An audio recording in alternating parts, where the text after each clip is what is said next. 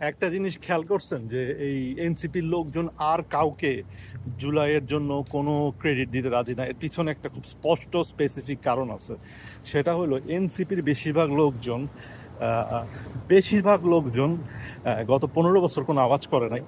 তারা তাদের জুলাইতেও তাদের ওই যে উসিলা পণ হিসাবে সামনে ব্যবহার করা ছাড়া বাকি কোনো অ্যাক্টিভ কোনো কাজ কারবার নাই। এরা যেই গ্রুপে বিলং করে, এই পাবলিক ইউনিভার্সিটি গ্রুপের লোকজন পালায় গেছিল, স্পেশালি ঢাকা ইউনিভার্সিটি গ্রুপ, তো এরা সবাই পালায় গেছিল। প্রাইভেট ইউনিভার্সিটিতে 23 জন মারা গেছে, ঢাকা ইউনিভার্সিটি 0 মারা গেছে।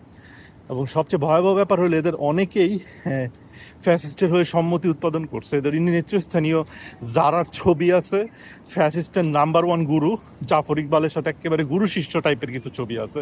এদের অনেকেরই ট্র্যাক রেকর্ড আছে যে উন্নয়নের গল্প করার। সো এই সব কিছু মিলায়া এরা কোনোভাবেই চায় না যে অন্য কারো কাছে সামান্যতম কোনো ক্রেডিট চাক, কারণ তাইলেই আলোচনাটা শুরু হবে। মানুষ প্রশ্ন করা শুরু করবে যে অগাস্টের আগে এরা কি করছে।